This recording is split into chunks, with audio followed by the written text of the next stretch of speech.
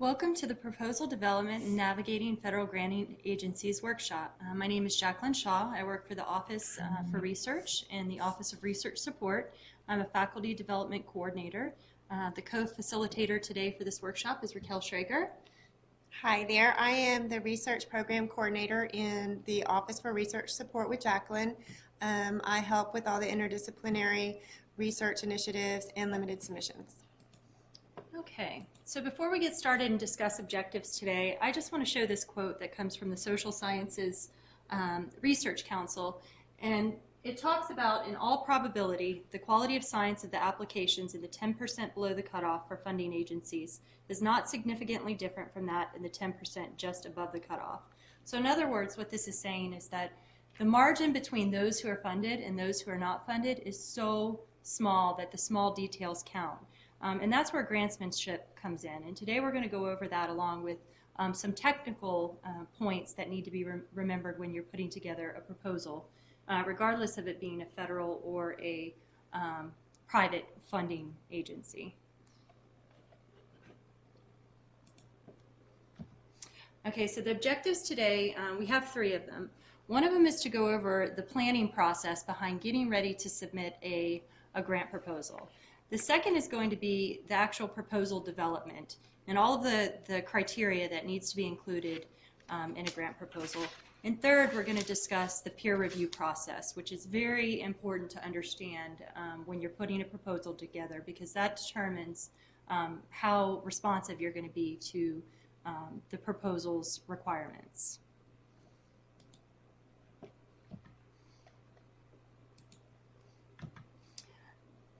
And what we're going to show you first is Pivot. Pivot is a web-based tool that the University of Texas at San Antonio contracts with. And I'm going to let Raquel tell you a little bit more about Pivot.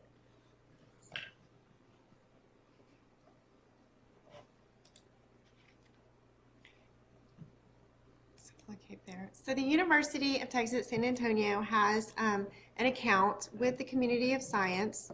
And the Pivot tool is what we use to find opportunities that are available. We can, how do I do this? Oh, I'm sorry. We can find Pivot in several different places on the research website. This one is actually in the limited submission website. And the Pivot tool is limited submission opportunities. And you can click here to see the full list of limited submission opportunities. You can actually set this up, Jaclyn or myself can help you set your Pivot up, and you can filter it however you like. That way you're not getting too many opportunities, but you're getting them focused on your research or agency or however you like. This particular one is focused only on limited submissions. I have it filtered to give me every single limited submission opportunity out there. So you'll see this is interdisciplinary. It's for all, it goes across colleges. It gives me every single limited submission opportunity. Like I said, UTSA has their own account. So when you set this up, you'll have to use the University of San Antonio's account, and you'll just set up your own profile. And then that way it will actually email you opportunities as they become available. And, you know, there's several ways, like she said. One, you can go through the limited submission website to sign up. 2, if you look on the slide within this PowerPoint, there's actually a link that'll take you right to it, and you can go and you can sign up. And thirdly, you can always call the Office for Research and ask for Raquel or I, and we can help you set up your account. And for those of you that may not know about limited submission is when, actually, I think we have a slide. So you want to go back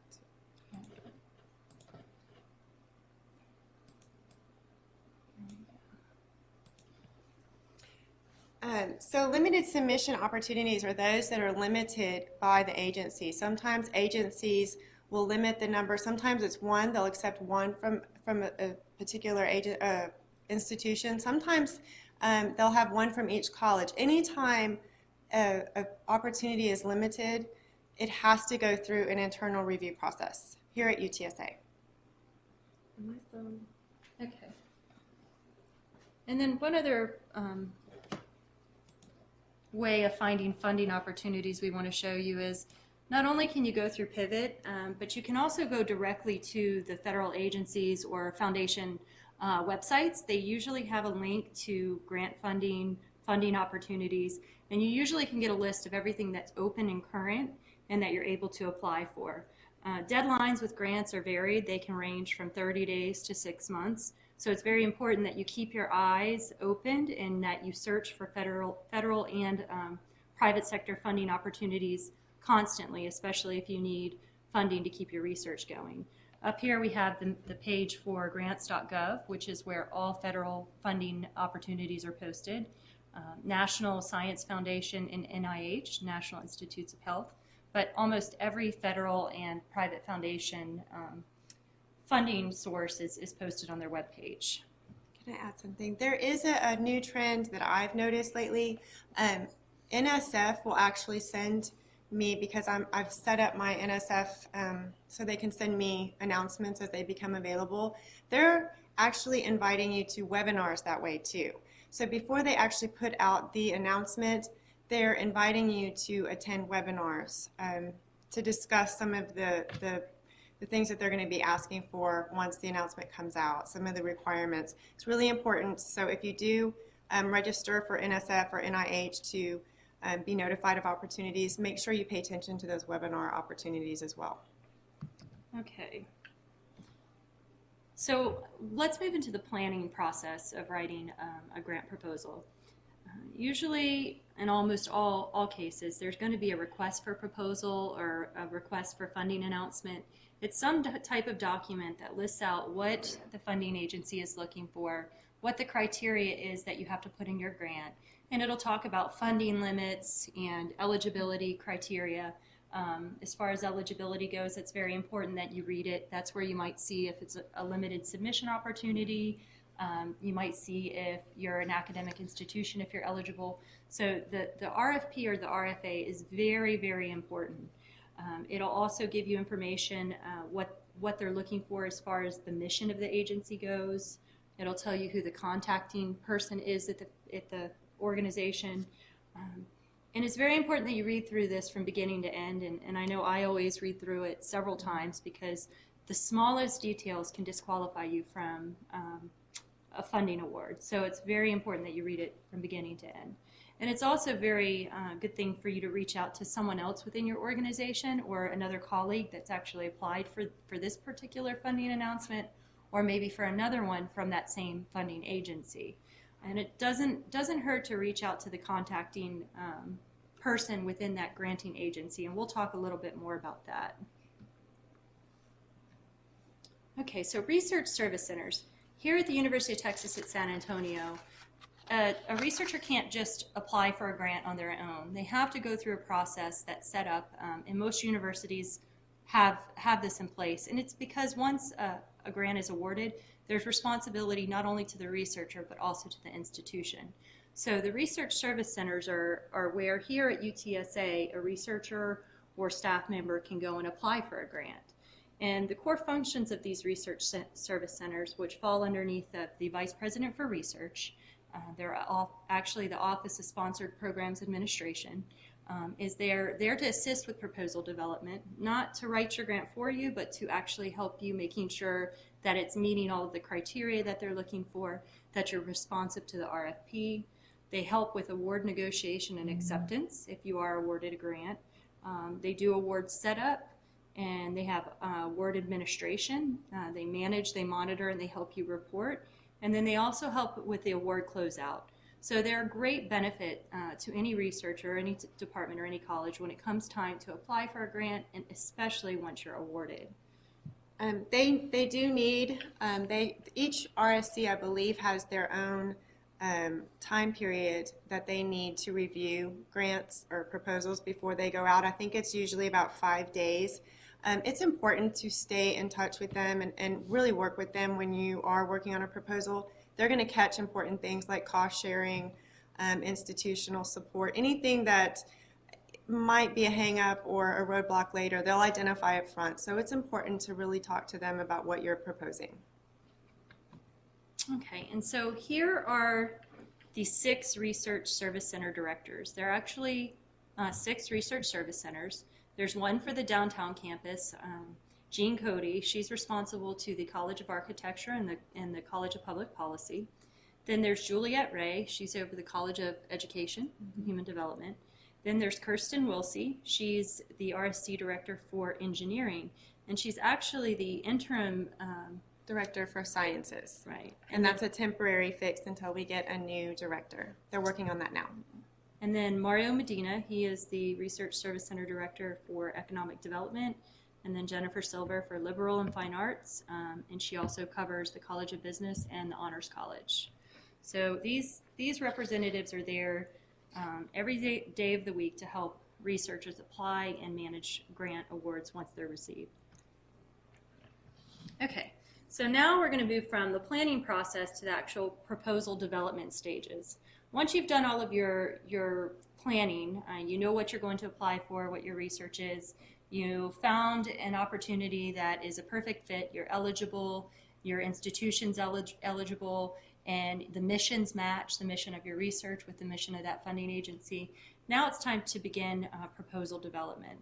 And every single grant proposal that you write, there's going to be basic components that are the same across the board, whether it's for social sciences, humanities, engineering, life, or physical sciences, it doesn't matter. Components of a grant usually remain the same. And one of the things that we're going to do today is go over those 8 main components, starting with the abstract. So an abstract is usually anywhere from a half of a page to maybe a full page, but it describes your research with your objectives, what you plan to do, and you really have to summarize this in a very short way, and like I said, half a page to a page. But this is your first impression. When you submit your grant, it's going to be one of the first things that are read by the peer review and also the funding agency. So really the abstract is a very critical component of your grant proposal. And the abstract should be succinct, and it should be in layperson's terms. It should be very easy to read. That is going to be a very important piece. If somebody starts to read that and they can't muddle through it, it's going to be triaged before anything else. They're not going to go any further. So make sure it's distinct, make sure it's in layperson, make sure it's something that they understand, it's easy to read. Okay, and so the second part of proposal development is you're going to have a description of your organization, yourself, your key members of your grant proposal, and this is done so that the funding agency knows that you're a credible organization that has the experience, the expertise, the background to actually carry through if they fund you. And this is very critical because they're giving money to your institution to complete an end goal. And if you don't have all of the resources and manpower necessary to complete it, they see it as a risk and they may not decide to fund your proposal. So it's very important that you have all of these details included when it's especially asked for by the funding agency. And some of the ways that you can do this is a brief biography of university leadership. And university leadership and key faculty members and the principal investigator, it just really depends what the proposal's asking for or the RFP's asking for. However, it can be a description all the way from the president down to the department chair over to the PI and every team member that they're going to have on the project. That's where you have to read the RFP and figure out what the best way to describe your applicant organization and partner organizations. You're going to have to talk about your organization's goals and research mission because the funding agency wants to know that your missions of your institution, it would be UTSA in our case, aligns with what their funding agency is looking for, be it NSF or NIH or Department of Education. You want to make that alignment to show that you're both trying to achieve some of the same research goals. And then a key management plan is very important. A key management plan is the PI. They want to see that the PI, the principal investigator, has all the things in place that they need, the background, the labs, the manpower, the resources to actually follow through with the project proposal. And then, of course, this all is for establishing credibility and the ability to carry through. I do have a couple of things to add here. Jaclyn and I are working on boilerplates, for lack of a better term, This is going to be institutional data. Maybe it'll be about our status as a Hispanic serving institution. Maybe it's about the square footage in particular labs, equipment, facilities, our veterinary plan for those that have IACUC protocols, resource sharing, all of those types of things. We are working on boilerplates. We'll have those resources available to you. So each time you are writing, you don't have to recreate the wheel. And that should be available very soon. And we'll keep you updated. Okay. And so a third component that every grant proposal is going to need is a problem statement or a needs assessment. And this is where you're telling the funding agency what it is that you're trying to achieve. And it can be solving a scientific problem. It can be advancing a field of research.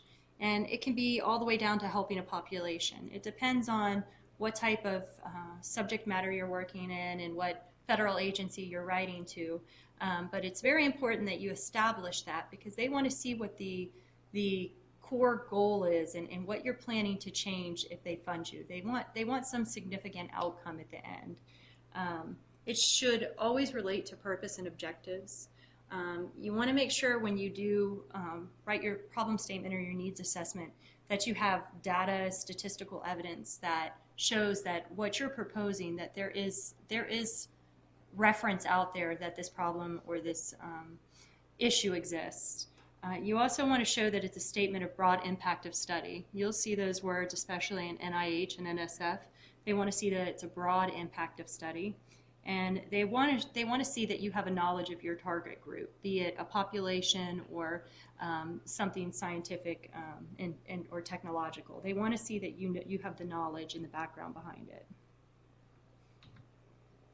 And then once you set up your needs assessment or your problem statement, you're going to want to show SMART objectives. SMART objectives are really, really important to grant proposals. They show that your statement of work, exactly what you plan to accomplish. You need to make sure that it's measurable and it's observable, that it's achievable, that it's realistic and time-bound. These are very important because if you don't have all of these elements in your SMART objectives, they're going to see that you may not have a clear plan of how you're going to achieve your end goal.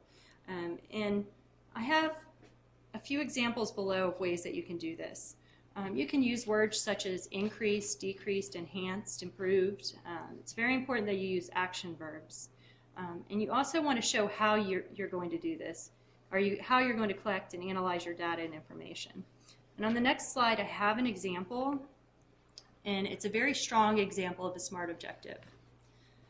And so if your goal is to increase the number of people in public health informatics who are from a minority group or vulnerable population, an example of a SMART objective is from August 2008 to 2009, establish recruitment initiatives at historically black colleges and other minority institutions in conjunction with the training initiatives of national partner organizations. So you can see here that it's very smart and it's very clear, that it's time-bound. You can see that it's given a time frame in which this is going to happen. It's measurable and achievable, and it's actually realistic. And then it goes on at the very end and it shows exactly who those partner organizations are that they're going to reach out to. So if you go online and you search SMART objectives, there's tons of information out there on how you can write even out to the specific agency. So you can find examples of SMART objectives that have been written to NIH or NSF or even been written by the organizations themselves. Okay. So the next part of proposal development is methods and design. So you know what your need is or your problem statement is. You have your objectives, what you plan to achieve, but now you need to be able to tell the funding agency how you're going to do it. And this is important as well. It's actually how you're going to execute your research proposal. And this is where you have proposed subjects. You tell what instruments you're going to use, the conditions under which the research is going to be conducted, and how you propose to analyze the data In federal proposals, data is very important, not only in your proposal, but how you're going to collect data after you've been awarded the funding and report it back to the funding agency. So, but in your proposal, your grant proposal, some of the ways that you can do this is through flow charts, milestone tables, and logic models. And those are some of those boilerplates that Raquel and I are keeping on file at the Office for Research. So if you're interested in those or want to see what those look like, you can reach out to us, and our contact information is at the end. I wanted to mention that some of these larger programs, they actually have, or they have resources of their own. Maybe the program actually provides funding for particular other smaller programs that collect this data and manage data, and it might look really, really good, and the program officer might require that you use that particular avenue for collecting data and sharing data. Please, when you find an opportunity or an announcement, look into that program and see if they have other programs that they use to mine that data. And some of the funding agencies have workshops and webinars that you can watch and learn and show techniques that they preference. Okay, so monitoring and evaluation. So you've developed your needs statement. You've discussed your problem that you're trying to address. You have your objectives. You've told the granting agency how you're going to achieve your goals and objectives. And now you're going to have to tell the funding agency how you plan on monitoring and evaluating your progress. And this is something that's becoming more and more prevalent in requests for proposals through almost all funding agencies. And this is really where they're watching, and they want to see how you're progressing and if you are achieving your goals. They want to see the end results and the outcomes. Some of the questions that monitoring and evaluation asks is, what interventions make a difference? You may propose something, and at the end of the day, what you proposed may not work, but that's still a contribution to science. So, but you need to be able to monitor that progress and justify your end result. It could ask, is the project reached planned milestones? That goes back to if you have a milestone table and you say, in Q1 you're going to achieve X, and Q2 you're going to achieve Y, and Q3 you're going to achieve Z. So this milestone table is something, it's another way of evaluating and monitoring progress. And has your project reached its intended results? Really, that is the main question that they're going to want answered. And there's multiple ways that you can do that. It always goes back to those SMART objectives. If you write them in a consistent manner and you write them as SMART objectives, you'll be able to measure them and you'll be able to monitor the end result. Some of the ways or considerations that you should keep in mind when telling the funding agency how you're going to monitor and evaluate your research, you can make them qualitative or quantitative. Everything doesn't always have to be numeric. It can be qualitative. You can pre-plan data collection methods, be it you have somebody else at the university help you collect data and process it. It can be hand collection of data, or it can be computerized, or you can use some type of technology. But those are all things that you should plan and spell out in your grant proposal. And then you can also tell your funding agency, if they don't tell you in the RFP, are you going to do a mid-project or just an end-project evaluation? So these are all things that you will see within the RFP, and you will have to be prepared to include in your project proposal. And budgets. Can't do research without funding, and that's what most grant proposals are for, is asking for funding.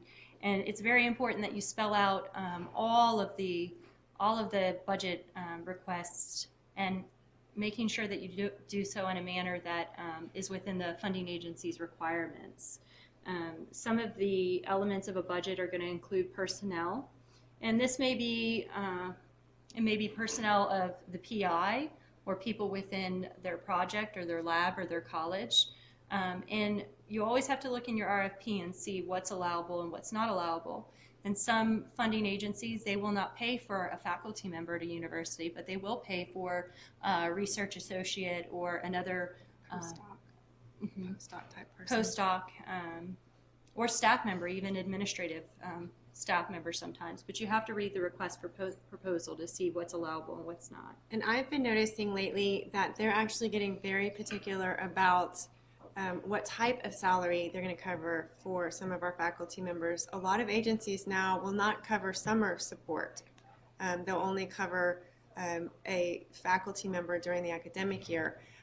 You can't play with that too much anymore because they're very particular and very specific. So make sure before you add someone's summer effort that is allowable and allocable on that project. And then fringe benefits. You know, at the university, there's a budget template that you have to follow. There's preset fringe benefit rates. There's preset indirect costs. And that's what those research service center directors that we talked about earlier. If you're applying for a grant at UTSA, they'll help you through that. If you're watching this and you're going to be applying for a grant through some other method, you should always talk with the grant administration to find out what those set rates are and what the process is for application. But you always have to build your budget, and it has to be approved by the institution that you're applying for, because at the end of the day, the institution is committing time and money and manpower. Even if it is awarded, the grant doesn't usually pay for 100% of a project.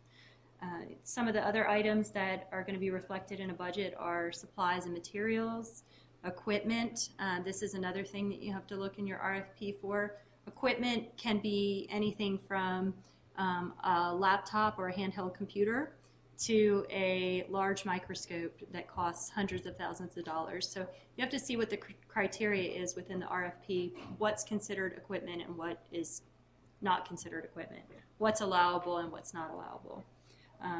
Travel, it can be domestic or foreign, and it usually has to relate back to the actual project itself. Mm-hmm. That's very important. Subcontracts, sometimes they're allowable and sometimes not. That's where if your institution is awarded funding, that you take a portion of that award and you contract it back out to another institution or agency. So you have to look in the RFP for information on that, as well as with consultants. An example of a consultant that you might have to budget for is if you're going to get a third-party external evaluator to evaluate your project, you might hire somebody from a company outside of UTSA and pay them a portion of the grant funds. But you have to remember, no matter what you do, really put together a strong budget that covers all of the costs as possible, because the last thing that you want to do is write a budget and be awarded a grant that doesn't have enough money to really fund your research project from beginning to end. And make sure that you don't forget fringe or indirect costs. And if you go through a research service center, they're going to make sure those items are there. And I wanted to add one more thing.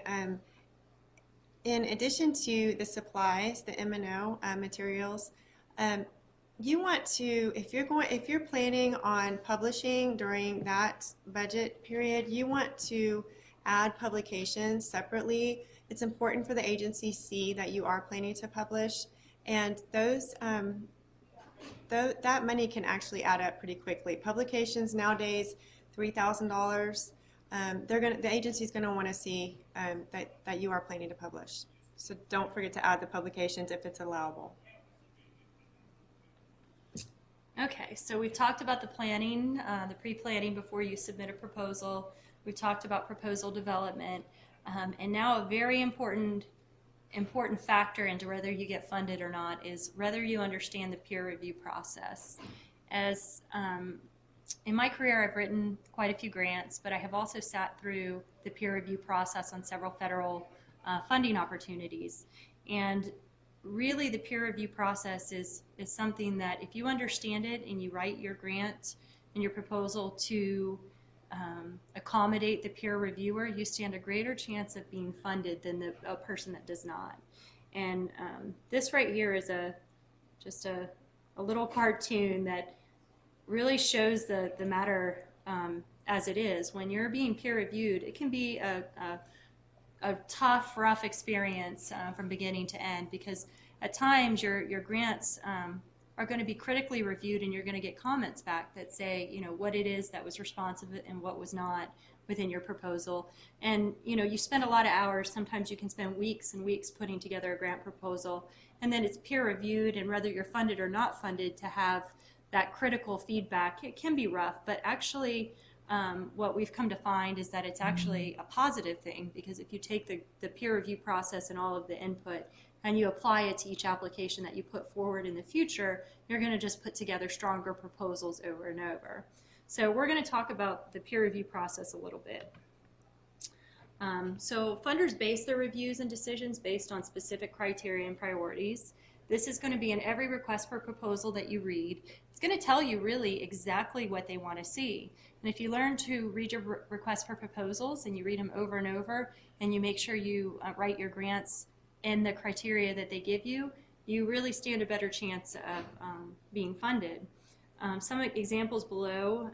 This is what I think the National Institute of Health, they really base their proposals on: significance and effectiveness, feasibility and approach, innovation, impact, sustainability, and capacity. Now those come exactly from the National Institute of Health, but those criteria are going to be seen across the board for all funding agencies. Maybe not in that order, but these are the type of things that they're looking for when they review a proposal. You can really set your application above the rest. Your PI, usually a PI that has been awarded grants in the past will have a lot of input and can help you put together a stronger proposal. So it's always good to have a PI that has won some large awards, either as the head PI or maybe the co-PI.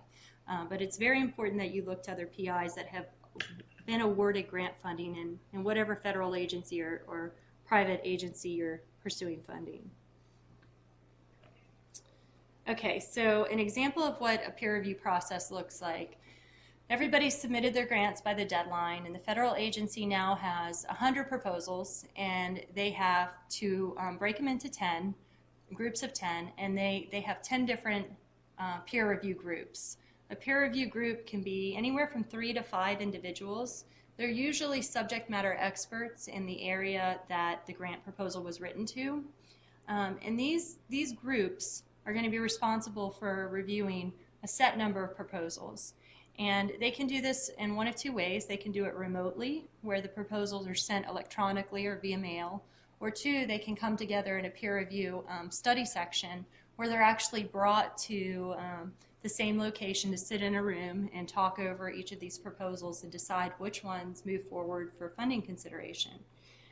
In many cases, peer reviewers are doing this above and beyond their regular job.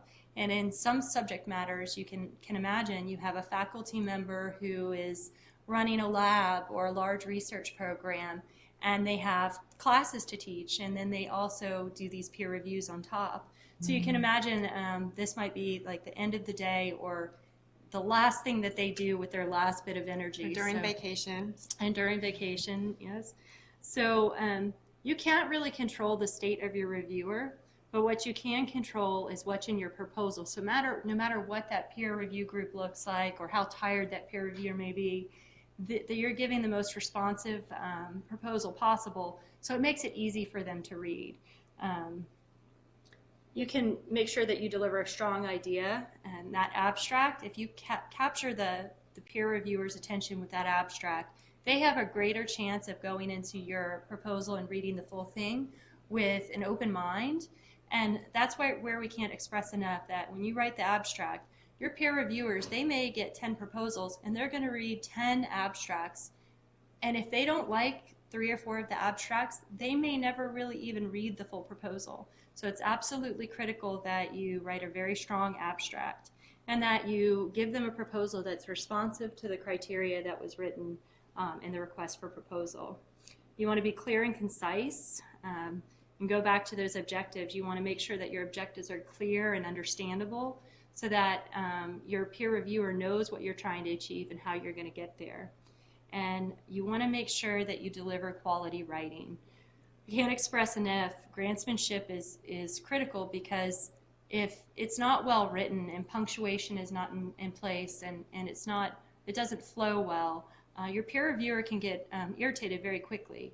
If they have to go back and forth and search for something that you have to have in there, that's stated that has to be in there, but they can't find it, or they have to search a long time, that can be irritating for a peer reviewer. So if everything's in order and it's well written and they don't have to read it more than once, you really stand a greater chance of being funded than somebody that doesn't put grantsmanship into their proposal.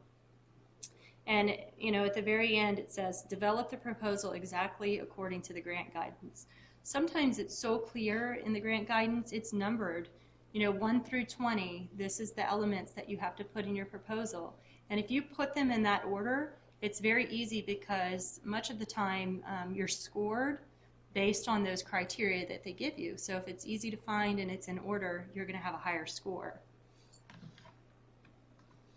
And Raquel, will you speak to this for the NIH grant applications? This is the peer review system for NIH, and Raquel has a strong history with NIH. I'll let her talk about that. Let me just get this. Okay, so the scientific review group is really it's an independent scientific review. You have folks that actually, they're experts in that area. They evaluate the actual science of it, the merit of it, make sure that it's meaningful, that it's accurate, and they will, they'll recommend the length and the level of funding. That's like the first layer. The second layer is the advisory council, and this is the part that you're on pins and needles. They give you a date. You can actually go into your ERA Commons and you can see the date that your council is to meet and discuss your application. During that time, they triage what they decide can't go forward, and usually that's because of the abstract. If the abstract's not well read, they will dismiss it right away so they can get on to the other ones. If you're triaged and you're not even reviewed, unfortunately, there's not a whole lot of feedback you can get back. If they are reviewed and they're not triaged, it's a great time. They'll give you a pink sheet back, and usually it is a couple of months. I have to say that lately in the past year, because of the government being, the funding climate being what it is, everything seems much more delayed. Your council date could be in January, and you're not even notified until August if it went forward or not. I see that more and more. You can always keep track of your council date, and you can always, I put all of the grants that we write in a spreadsheet, so I can keep track of what's out and when the council dates are. Once the council comes back with their findings, you get your pink sheet, and then the awards, the final decisions are made after that. So that last piece is actually going through the proposals that were reviewed. I've seen that review process. You could be scored very well by 3 and poorly by 1, and that 1 will have to fight. We'll have to fight, really, really fight for you to get them to even discuss it. So anytime a review panel member is actually reviewing you, they have to be able to stand up and either fight for your proposal or the other way. Explain to the rest of the members why they scored you poorly. So they don't take this lightly. It is a very serious decision. Sometimes it takes a while to be resolved. Sometimes if you've got a couple of folks that scored you a 3 and somebody scored you a 7, they really have to work that out amongst themselves until everybody agrees on funding status or not. That's it. That's good. Some points to keep in mind. Even though the peer review process may vary amongst federal agencies and even with private sector grants like foundations and nonprofits, there's a review process no matter what, and it's usually written in the request for proposal. So that's why it's very important for you to understand. And if you have questions, you always have a contact agency representative that you can reach out to, and it's good to reach out to them and ask questions. Just make sure that when you do reach out to them that you have your questions well written and well thought through, because they actually, it may seem like even at a federal level it's a big world, but it's not. It's a very small world. Another point to remember with peer review is that the individuals that sit on peer review panels are also usually researchers. So they're going to give your proposal the due consideration If you can get past that initial triage, because that you have that strong abstract, they're going to move forward and read your full proposal. So that's why we can't express enough about the abstract. It's very important. But they know what you're going through because they've been through it themselves, usually as peer reviewers. One more thing I can add about peer review panels are when you're at a conference and you're presenting your research at any conference you go to, make those connections. Make sure that you're selling your research, because those peer review panels are actually, they consist of the folks that you see at those conferences. And believe it or not, it's a small world, and you can have people on your review panel that may have seen your research at the last conference and really like it, or maybe really not like it. So really reach out and sell your research, sell yourself at those conferences. And finally, if your proposal's not funded, so you've spent all these hours writing your proposal, you've been through the peer review process. If you're lucky enough and you're not funded and you actually do get comments, take them to heart and apply them to writing the grant again in the following year. Most federal grants have reoccurring or annual or biannual RFPs that are released. And if not for that funding agency, keep your eyes open for another funding agency. But take the comments that were given to heart and apply them to your next proposal. If you get the letter that you were not funded, you reach out to your funding agency contact and you can ask them, some questions of how you can be stronger the next time, above and beyond what you received in comments, when they anticipate this funding opportunity to be released again. It's very good to keep positive interactions, even if you're not awarded. Make friends out of the people at the agencies, because they do remember. And then something that I know that I've experienced in the past is I've gotten that letter over a grant that a lot of people put a lot of time and effort into, and it was said that we were not funded. And then 3 months later, the federal agency found that they had money left over, or someone, maybe somebody didn't actually accept the grant and they had additional funds. And our proposal was awarded high enough that they came back to us and said, we have money, would you still be interested? Mm-hmm. So when you call that funding agency, when you haven't been awarded, do it in a positive manner and keep those relationships open, because you never know, funding might open up and you might be funded. Don't call them if you're upset. Wait until you've calmed down and have your pen and your paper ready, because more times than not, we have called the agency just to get some feedback, and they have actually given us a list 1 through 10 of the things that the reviewers loved about it, and the things that were challenges, and the things that they actually would make our proposal more competitive the next time, and tell us when that announcement is going to be released again. So, and it doesn't hurt to have your proposal read before you submit it, or even after, by your peers at the university or from another university. Anybody that can review your proposal at any stage and give you feedback is a good thing. And then at the bottom, there's a Japanese proverb: money grows on the trees of persistence. And this is very true.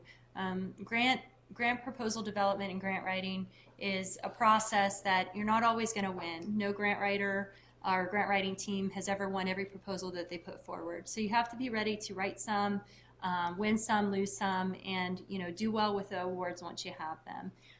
If you have any questions, for one, we have resources on our UTSA website that you can go to. This is just a short list at the top, and on the bottom is the full list of proposal development resources. And go to these and check them out, but definitely reach out to Raquel or myself in the Office for Research at any stage of your proposal development process. We're here to help. If we don't have answers, or we don't have a tool or a resource for you, we know a lot of individuals that we can reach out to be of help. So thank you for your time today.